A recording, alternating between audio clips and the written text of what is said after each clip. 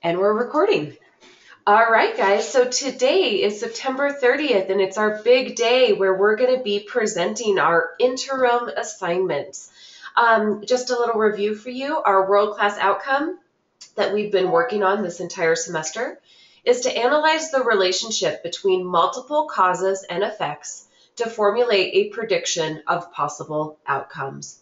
So really, we've been connecting that to human impact on the environment. So human causes and effects and what kind of predictions we have for our future. All right, your assignment, I'll just click on it just to remind you of what you did. You have 4 of these, by the way, this year. 2 interims and 2 summatives. If you're wondering what that word means, interim means in the middle. Summative means at the end. So this is in the middle of your big environmental awareness unit. And then you will have your big one, the one that really counts towards your final grade, at the end. And that will be called the summative. And then next semester, you'll have a new unit, and you'll again have an interim in the middle, and then a summative at the end. Does that make sense? Type a happy face into the chat or a thumbs up. Okay, good. So if you want to think of this, I mean, you want to do your best, don't get me wrong, but think of it as kind of maybe a warm-up, and you're going to get some feedback from me on how to improve to make sure that you get all 3s and all 4s at the end of your unit, okay? All right, so what you were going to do in this assessment was pretend that you were a climatologist, and you're a scientist and you were studying our state, the state of Colorado. So really what you were supposed to do is come up with informed decisions on what we need to do here in Colorado to stop climate change, okay? So just kind of scrolling down, I'm sure this looks familiar to you. Lots of websites that you were to explore, maybe not all of them, but you know, some of them at least. And okay, so you were going to pretend that you're giving a presentation. This is really important that you read all of this background info, by the way. And maybe sometimes you might need to read it with an adult so they make sure that you understand what you are doing. So you're going to be giving this presentation. So today, what you're doing is you're pretending that you're giving the presentation to other Colorado climatologists and scientists. That's what you're doing. You're trying to convince other scientists that your solutions are the best. So in your presentation today, if you don't have any solutions, you might not have got, the best score on that particular part of the rubric.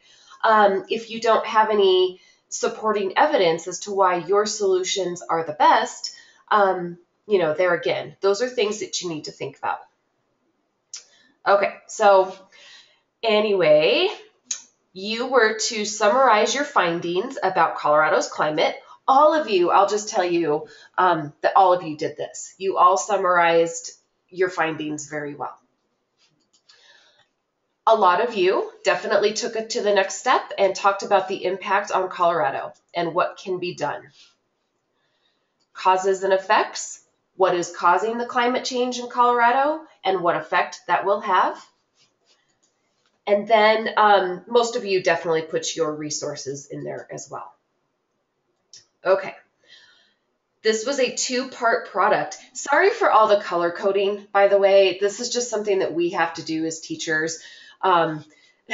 World-class outcomes are pink, 21st century skills are blue, 4 C's, that means critical thinking, collaboration, those type of skills are green, etc. So when you see all this color coding, don't let it throw you off. Anyway, so you were to make a digital representation of your findings, and then you had a cause and effect chart to fill out as well. So it was a 2-part product, okay? Here are suggestions that, we've been working on this semester. So perhaps if you didn't use one of our new tools, maybe you can give it a try for the summative assessment. Okay, so that was just a little background knowledge for some of you who might have been confused, or you're wondering why you didn't get, like all fours or whatever right off the bat. Okay, so we are ready to start. And wow, it looks like we actually have a blended learning person here joining us today, and that's Hannah. Hannah wasn't able to come to blended learning on Monday, so she's here right now. Hannah, I actually don't have your product linked. If we have time at the end, I'll go find it and put yours on here as well. I didn't know for sure if you were going to come. But let's go ahead and we'll turn on Tristan and Adam's microphones and we'll let them do their product first. Tristan and Adam, they really, in the spirit of collaboration, wanted to work together on this. So I let them, and here we go. Can you hear me? Yep. All right. Can you hear me? We sure can. Here, let me go ahead and put present so it becomes a little bigger. Okay, thank you. Yep. It's loading.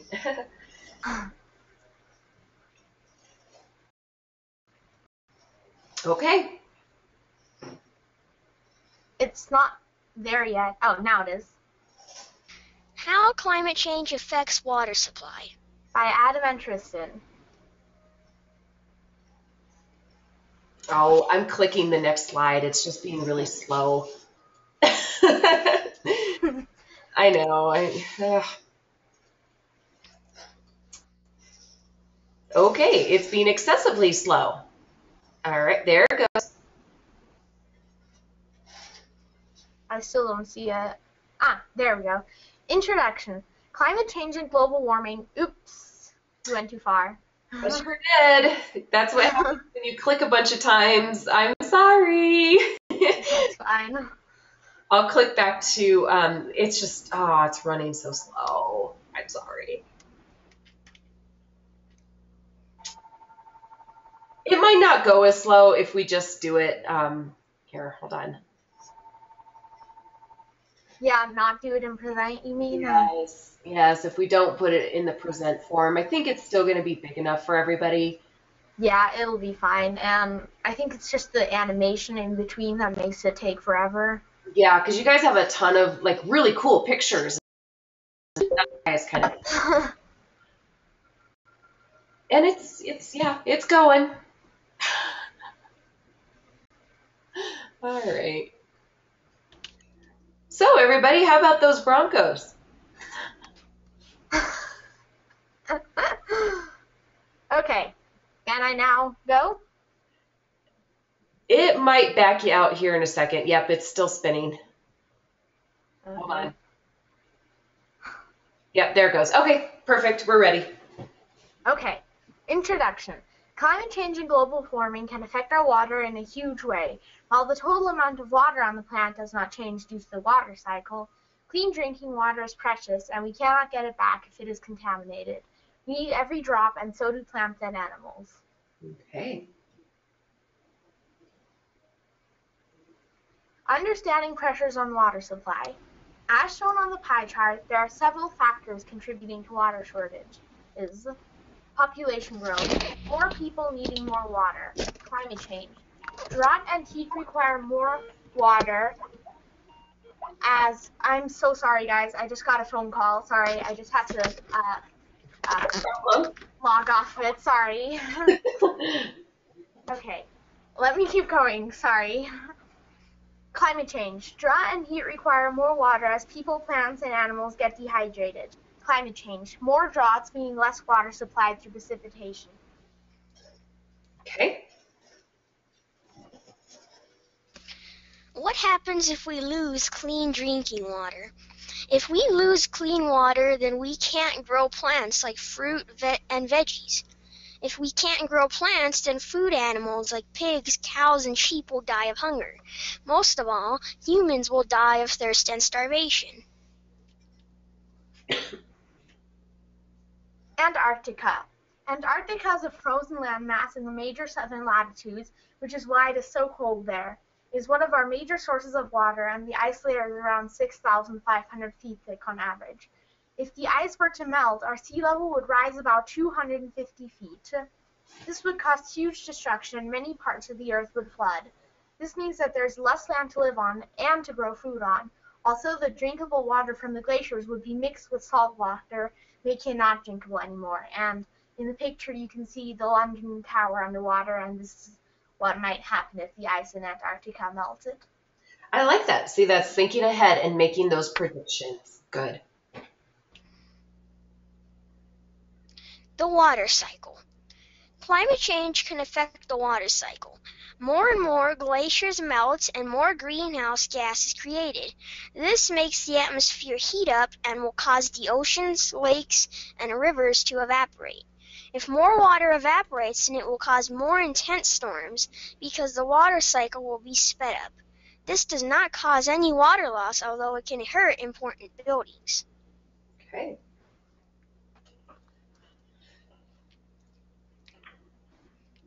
Things you can do to help.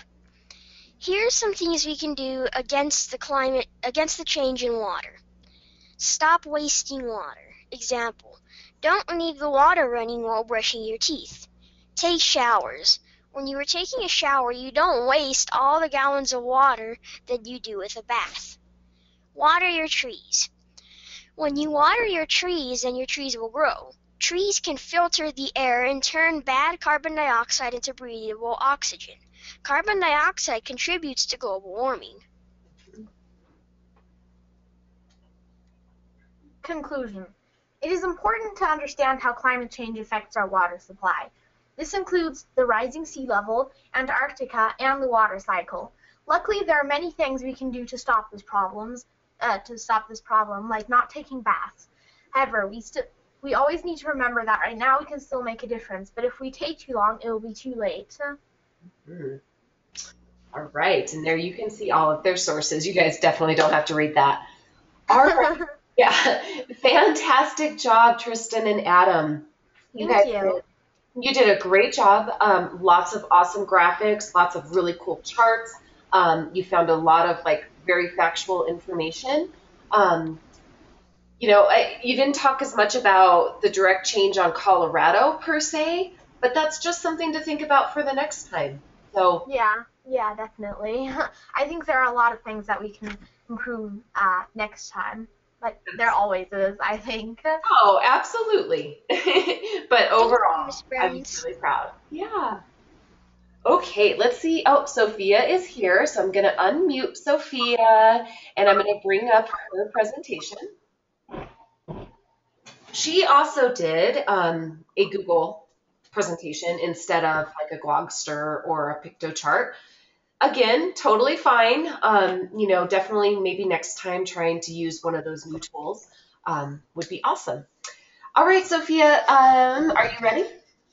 Yes. Can you hear me? Sure can. Oh. Impact on the environment, Colorado.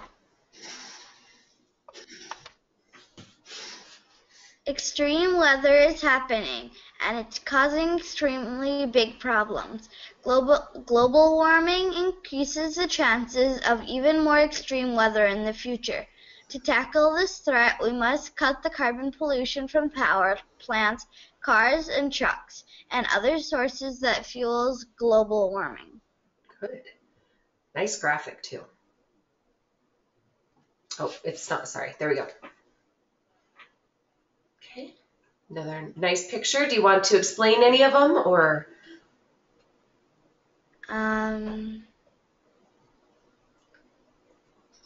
Just kind of thoughts on helping the environment? Okay. All right, we'll move on to the next one. There we go. The ways I think humans should help the earth. Humans should do less polluting because it is bad for the planet, plants, and people. Humans should do less littering because it makes the earth look and smell bad. Humans should not harm plants by killing plants and ripping out flowers. Okay. Oops. How will climate change affect Colorado, and what can we do about climate change? Cause, trash on the land and carbon pollution creates global warming. Prediction can cause dirty land, water, and air, which can kill animals and completely change environment in Colorado and around the world. Okay, good. I see. I like how you're using that world-class outcome. There's that cause and effect, and then that future prediction right there for you. Very good. My solution to help Colorado and the world. My solution to help the world is by not littering, using too many cars because then it will cause pollution. Don't use bug spray because it could kill many bugs and plants, and reuse paper objects. For example, paper bags, pencils, paper, and more because you are killing many trees. Very good. Persuasive. Can you please do all these things to keep Colorado and the world clean and safe? It really will help the earth be more happier as well as us. Also, it will help everybody to be good friends in the earth, to the earth. All right. So basically, yes, being a friend of the earth is definitely important. And I like how you gave us lots of things that would happen in our local community here of Colorado if changes are not made. Sophia actually lives in Hawaii right now. So, Sophia, if you ever see a project like this one, and we're talking about Colorado, and you would rather do Hawaii, you're more than welcome to, so that we can get that kind of comparison between the two. Okay? Yay, that would be so much easier. Okay. All right. Well, perfect. And it would be interesting for us as well. So, so I give you full permission to do that. Okay, so let's see here. We have Brianna. Okay, so Brianna, unmute yourself, and I will bring yours up.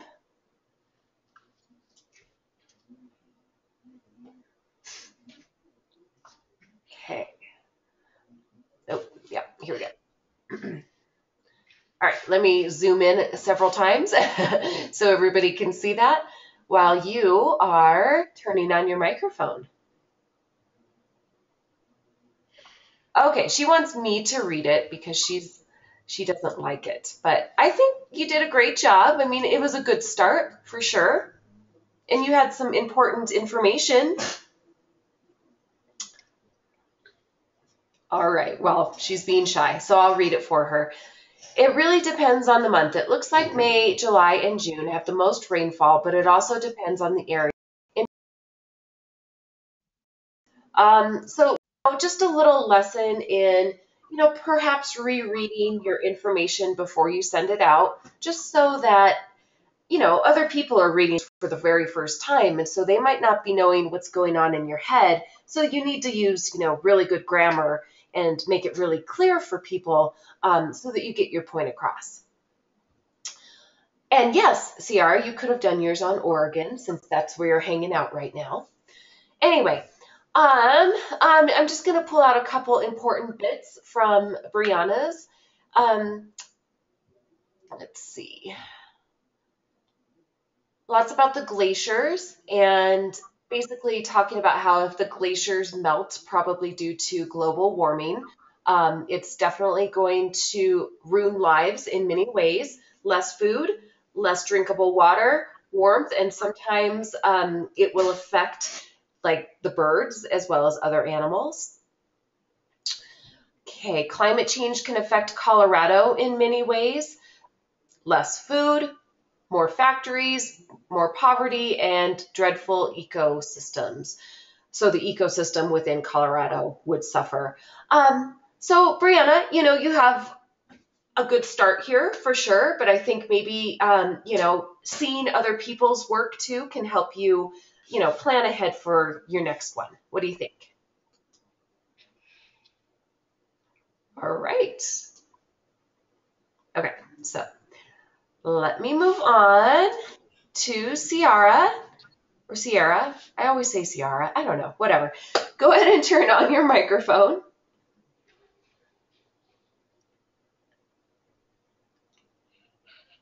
Hello.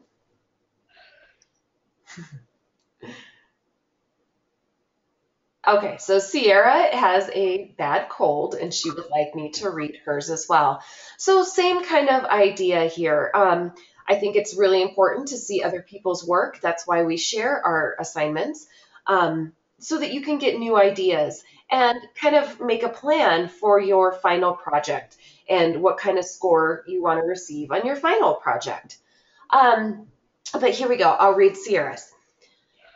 The way to see if the climate is getting hotter in Colorado is to compare the temperatures from past years. If the temperature stays the same, things have not changed due to global warming. If things got a lot warmer, then global warming might be taking its toll on Colorado. But to tell for sure, we would have to run several tests. Well, scientists have done that, and that would be an opportunity for you to go and find that research from those websites that I had given you. The best way to get used to climate change is, well, I think what you're trying to say is the best way to stop climate change is to take action, stop pollution, and those are a lot of the reasons behind global warming. People can invent ways to destroy pollution. I think maybe stop pollution. Um, so there again, listing the listing some of the ways that scientists are already working to do this, and then coming up with new ideas would have been definitely helpful. All right. Okay, good start on that. Grace Schroeder, are you here with us today? Let's see. She might be the person logged in as student, the mystery student. Who is mystery student?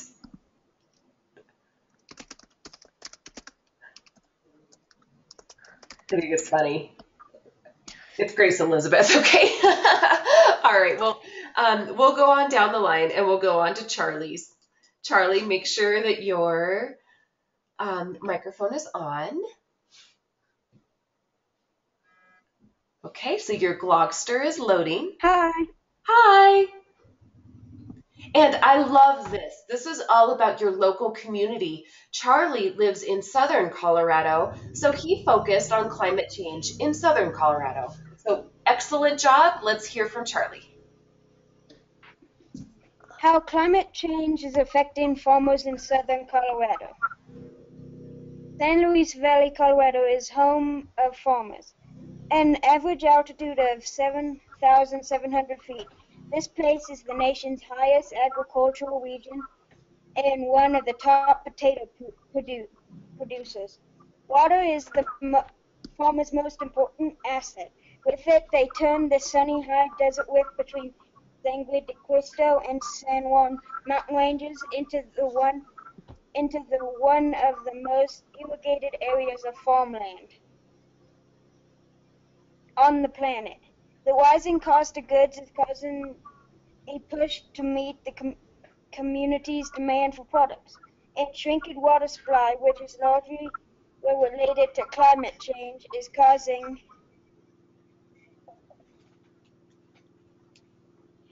Problems for the farmer? problems for the farmer. The San Luis Valley does not have enough water to feed the growing number of crops. Very good. Decades of groundwater pumping have left one of the San Luis Valley's aquifers in a dangerous low state to restore its health and foundation of the local economy. Valley leaders are developing a plan to pay the farmers not to farm the land, but with product prices soaring, will anyone go for it? As the climate change intensifies over the next 100 years, Colorado can expect temperatures to further increase precipitation and to increase in water resources to Oh, sorry. Got to scroll for you. become more volatile. Volatile. San Luis Valley is Vulnerable, basically. Okay. San Luis Valley is a beautiful place where farmers are trying to preserve the beautiful valley, raise crops, and protect all of its magnificent creatures. Very nice. I really like how you talked about the other side of this, like what people are opposing. So, you know, obviously climate change is affecting the water supply in southern Colorado, and Valley leaders are developing a plan to pay farmers not to farm the land. Well, that's the other side of the issue. To every solution that you come up with, there's going to be somebody who disagrees with it, and you need to, and a lot of you will see that on your comments from me. Um, what will the other side say? How will they fight you? And how will you convince them that your solution is the best? So very nice job, Charlie. Good work. Thank you. All right. Grace Elizabeth, my mystery student. Okay. All right, go ahead and turn on your microphone and show us what you've got.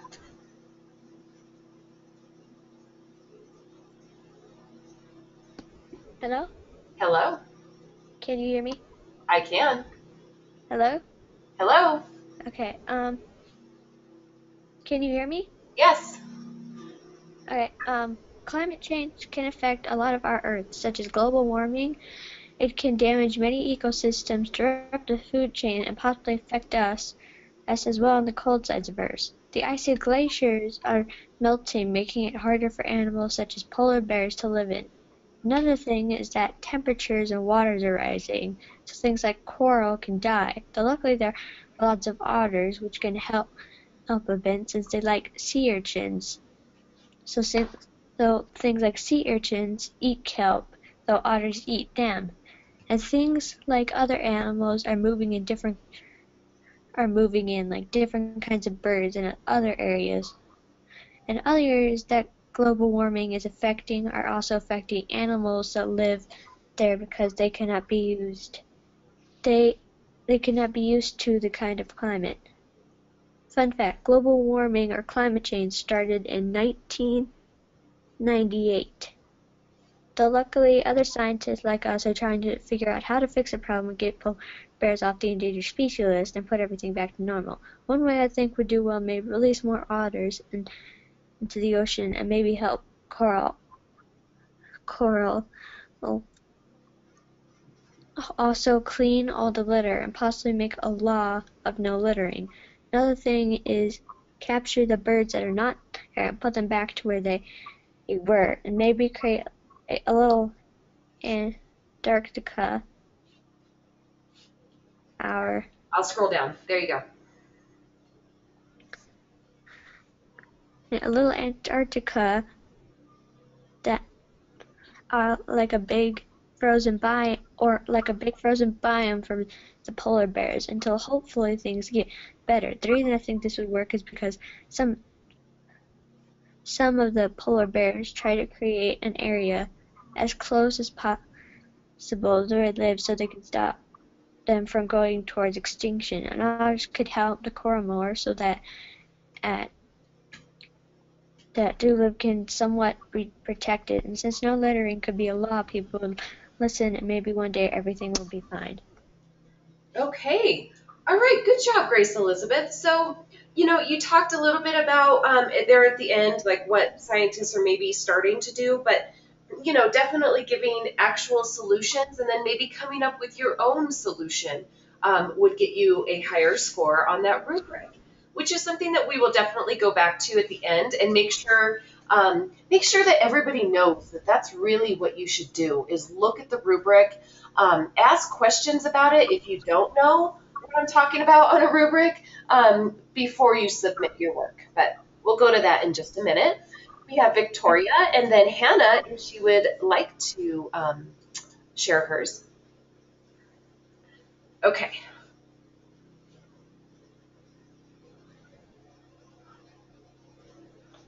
All right. Oh, I'm sorry. I got to unmute her. There you go. Awesome. Can you hear me? Yep. Awesome. All right. World class outcome. Climate change.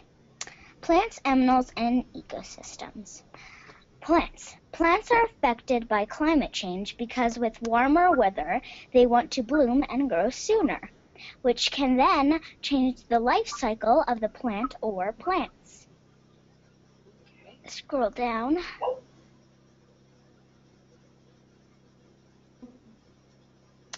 Animals. Animals react to changing weather by waking up earlier from hibernation, which causes them to hunt for more food. Also, birds will want to migrate to places where it is cooler and higher, which can change the life cycles of other animals. Ecosystems. Ecosystems can change from warmer weather. Snow from the mountains can melt sooner, water to flow sooner. This can affect the habitats, animals trying to build homes, and more heat, which can make them choose cooler places. Right. You did a nice job on this. This is more of an overall how climate change is affecting our world, and maybe focusing a little bit more on our local community, which is Colorado. Would definitely be something to think about for the next assignment. But very nice work, great Blogster, very clear pictures, and it was good. Awesome, thank you. And yes, absolutely. Hannah has asked me to read hers, and I will definitely do that for her. Oh, okay, sorry, I gotta click on it from my email. Let me zoom in several times, because it comes up small.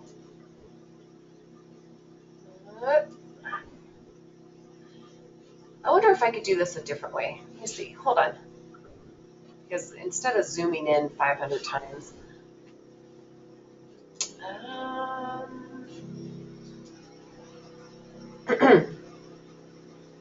all right, there we go.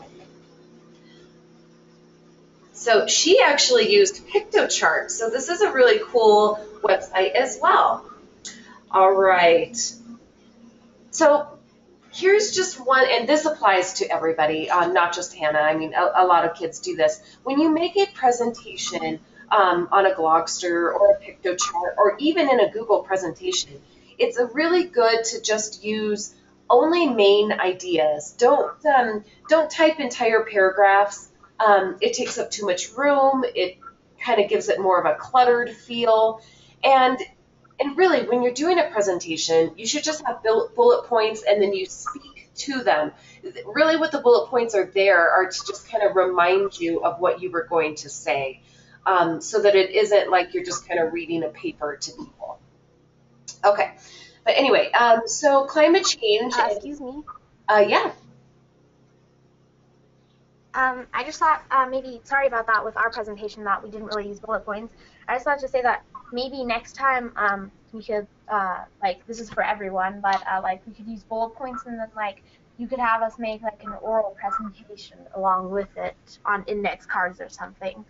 Absolutely, and that's a great strategy. That's what people do when they're presenting in front of a big group of people. And I know right now you're presenting basically to a computer, but that's how you do a presentation, is you do bullet points, you put the main points of your thing on the slide, and then your little note cards that you have with you are other things that you want to make sure that you talk about and say. But you definitely don't kind of type a paper onto a presentation. But anyway, so human impact is the primary driver for recent change based on multiple lines of independent evidence. The gases that are put into the air can affect and hurt the earth. Most of this gas is put into the air by humans. We need to be careful about what gases we put into the air. For example, when the gases from the factories are released into the air, it can hurt the earth because of the chemicals it contains. So really, this is all about frequent forest fires, also caused by human impact, as well as factories and what we're doing to the air. kind of scrolling down. And I do like how it is, affecting Colorado, how she's talking about the direct impact on Colorado. Let's see, cutting down trees is another human impact. It's getting rid of the trees and the grass. Okay, so also it affects the water in the man-made lakes. Okay, so I'll read the conclusion. In conclusion, I do not think that we can do anything to help besides trying to be careful and not put too much gases into the air. Well, that's where your creativity should really come into play. There are obviously solutions that people have already begun, but then what are some new ideas that you have? All right, good job, Hannah. Let me take you back and just kind of, before I show you what you're going to do before your next virtual classroom, let me just take you back to the assignment again. Just to kind of review it and show you some important things that you should always notice whenever you get any kind of assignment. Doesn't matter what it is. First thing, what do you see after the title? What am I highlighting? Link to rubric. Yeah, link to the rubric. That means I think it's pretty important. So I would open it up.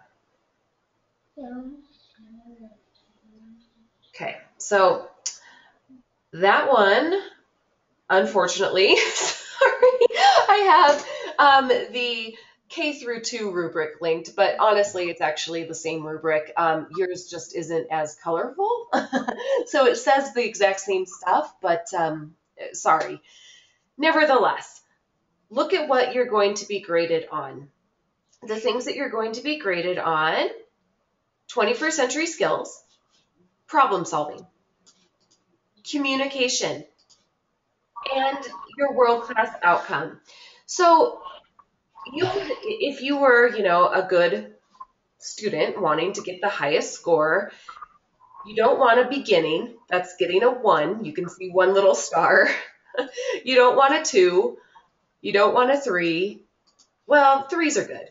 I shouldn't say that. You want a 3 or a 4, above level or on level, okay? So always take a look at your rubric. Then make sure, I'm glad you did. Make sure that you read everything. These are only 4 times a year, okay? So a lot of you missed this whole piece about Colorado and the link to Colorado. And a lot of you did not come up with new solutions that you would present at this fictitious conference that we were having today. Okay, so basically that's what we just did. We pretended that we were at the conference. Okay, so I won't take too much time, but I just wanted to point those things out to you.